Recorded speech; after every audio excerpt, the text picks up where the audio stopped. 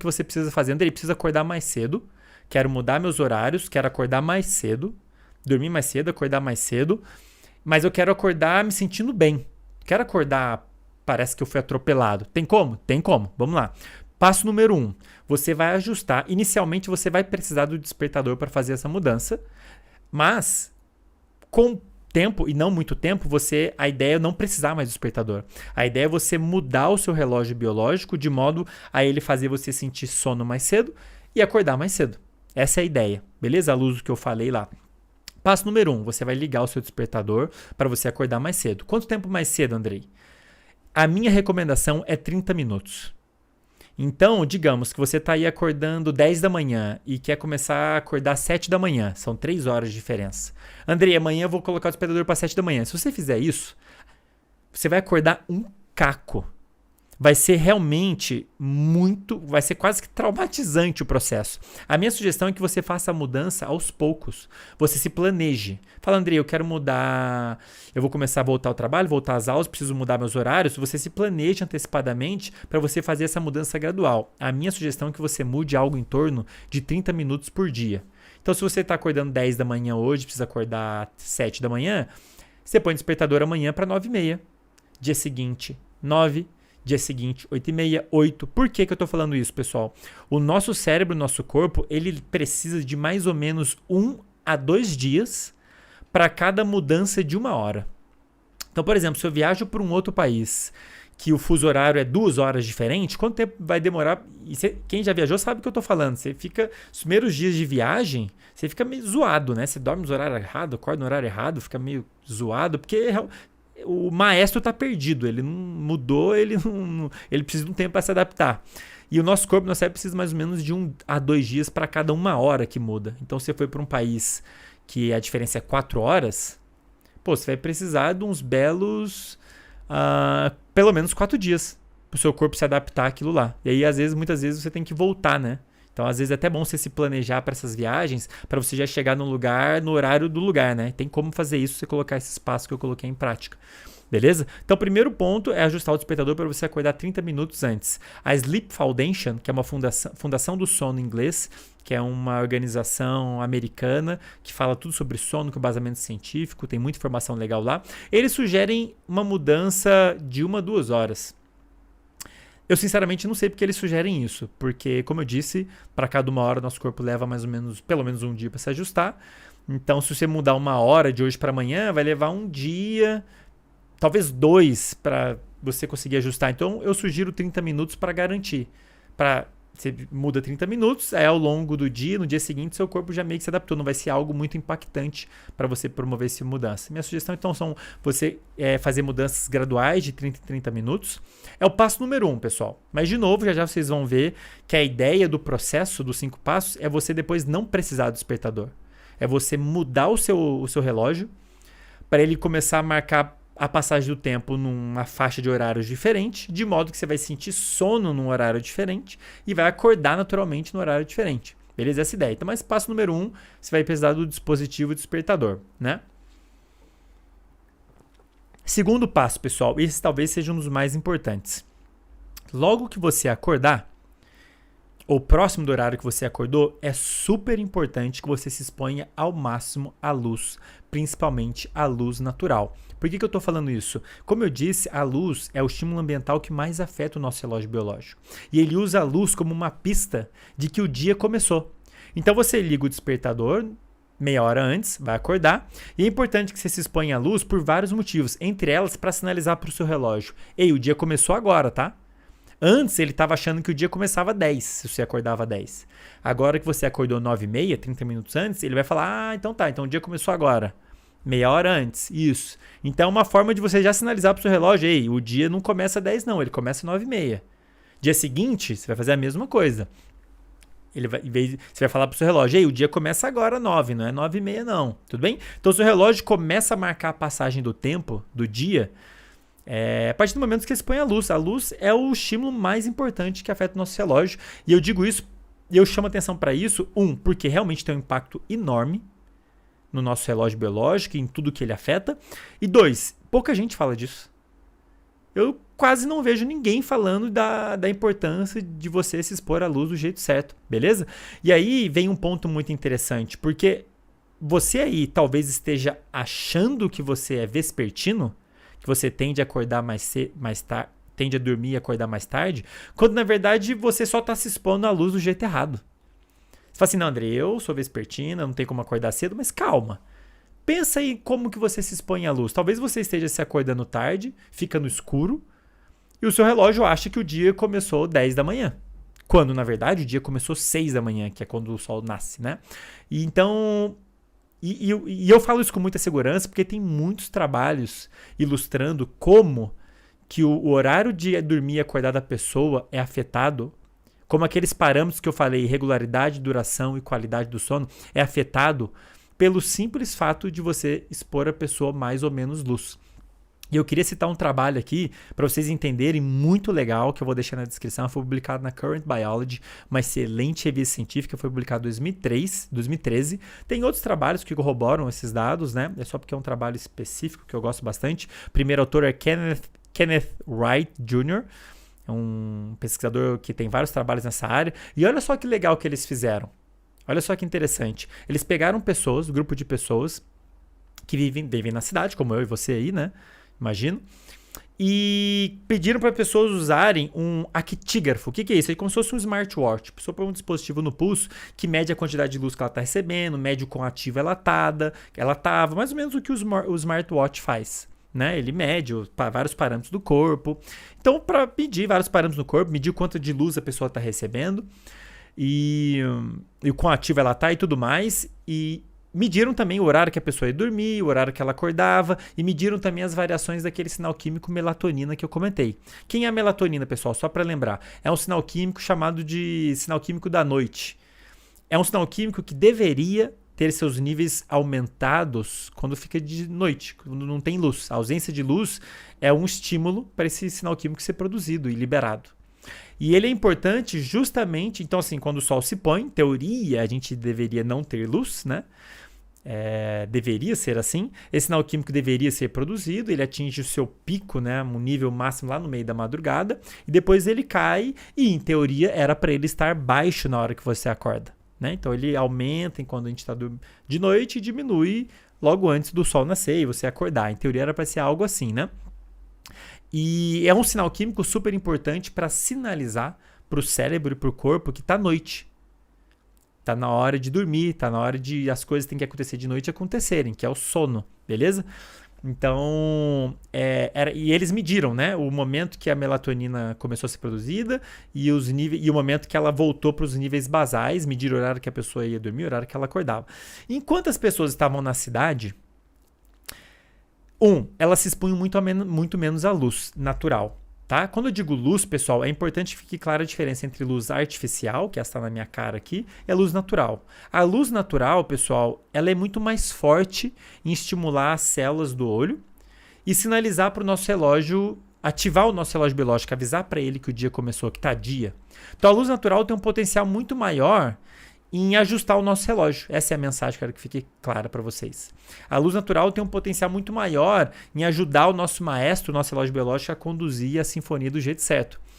Só que quando a gente vive na cidade, a gente se expõe sem perceber a pouca luz natural. Você acorda, fica no quarto escuro, e a luz artificial é muito fraquinha em sinalizar para o nosso cérebro que o dia começou. Sem falar que por ser uma luz artificial, a gente acende ela na hora que a gente quiser, né? Então, isso contribui para você ter seus horários de dormir e acordar muito variado. E, de fato, é o que acontece com as pessoas que vivem na cidade. Elas tendem a dormir mais tarde do que o seria o natural. Por exemplo, esse grupo de pessoas que eles estudaram, elas tendiam a ir dormir depois de meia-noite.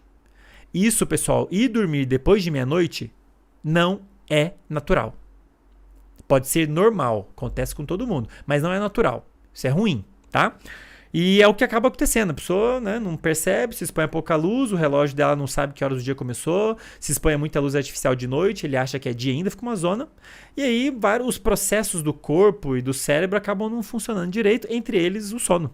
E a pessoa acaba indo dormir tarde, né? Em horários muito variados. Então aqui, por exemplo, nesse trabalho eles mostram lá, depois quem quiser olhar com mais cuidado, né? O horário variando, né? A pessoa ir dormir lá depois de meia-noite, com o horário variando em 2 horas, 3 horas. Então um dia vai dormir 11, outro dia vai dormir 1 da manhã, outro dia vai dormir meia-noite. Varia muito, isso é muito ruim, isso é um sinal muito ruim.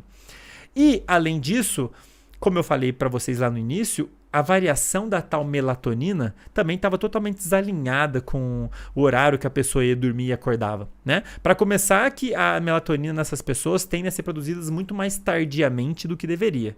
A nossa melatonina é para ser produzida e liberada depois que o sol se pôs, não tem mais luz. Só que como a gente fica se expondo a muita luz artificial, acaba que se atrasa a produção de melatonina e afeta o processo todo. E além disso, como eu comentei com vocês, essas pessoas elas acordavam e os níveis de melatonina estavam altos. O que pode explicar, em boa parte, o que a gente chama de letargia do sono. Aquela sensação, né, aquela dificuldade em despertar, em concentrar, em fazer o que tem que ser feito, e boa parte porque tem um sinal químico elevado ali, não era para ele estar elevado, que é a melatonina. E eles pegaram essas pessoas e fizeram o quê? Levaram para acampar por uma semana. Levaram as pessoas para acampar, e o que acontece no acampamento, pessoal? Vocês, queira ou não, você vai se expor muito à luz natural e você não tem os dispositivos eletrônicos de noite. E as pessoas ficaram... por uma semana nesse acampamento, eles continuaram acompanhando a exposição à luz, a atividade, o quão ativas elas estavam fisicamente, o horário que elas iam dormir, quando a produção de melatonina, quando começava, como terminava, e o cenário mudou completamente. Ponto 1. As pessoas começaram a naturalmente dormir mais cedo. Pelo simples fato de elas estarem se expondo mais à luz natural. O cérebro delas começou a entender, saber melhor que horas o dia realmente começa. E elas começaram naturalmente a dormir mais cedo. Então as pessoas antes estavam dormindo depois de meia-noite, em média, ali entre meia-noite e 2 da manhã. Entre meia-noite e 2 da manhã. E o simples fato de terem ido acampar mudou completamente isso. Elas começaram a dormir entre 10 e meia-noite. Ali, 11 horas mais ou menos, naturalmente. E outro ponto importante, o horário que elas sentiam sono e iam dormir ficou muito mais regular. A variabilidade diminuiu muito. Talvez a pessoa agora ir dormir... Um dia dorme 11, outro dia dorme 1 da manhã. Agora a pessoa todo dia sentia sono no mesmo horário ali, mais ou menos 11 da manhã. Sentia muito sono e ia dormir. Ficou muito mais regular. E isso é maravilhoso para a qualidade do seu sono e para o quão bem você vai acordar no dia seguinte. Então a pessoa... Olha só que legal. O simples fato deles colocar as pessoas no acampamento para se exporem mais à luz já afetou o horário de dormir delas e o quão bem elas acordavam o dia seguinte. A regularidade, o horário, a regularidade e a qualidade de um modo geral, né? E olha só que interessante. Como essas pessoas estavam ali no acampamento, na hora que o sol se punha, ficava escuro. E aí, o horário de produção da melatonina e liberação mudou também. Ela começou nessas pessoas, o início de liberação de melatonina começou a acontecer próximo do pôr do sol. Entendem? Próximo do pôr do sol, não tem mais luz. Quer dizer, depois do pôr do sol, né? Não tem mais luz. Seu cérebro sabe que está de noite, seu reloginho sabe que o dia acabou. E ele vai lá e liga a produção de melatonina. E começa a produção da tal famosa melatonina no horário que deveria acontecer. E na hora que esses mesmos voluntários acordavam, eles iam dormir mais cedo e acordavam mais cedo. Então, só para vocês terem uma ideia, eles antes estavam acordando 8 depois de 8, variando muito. Tinha dia que acordava 9, dia que acordava 8, ficava 8 e meia, 10. É difícil ver aqui no gráfico, né? Mas é mais ou menos isso.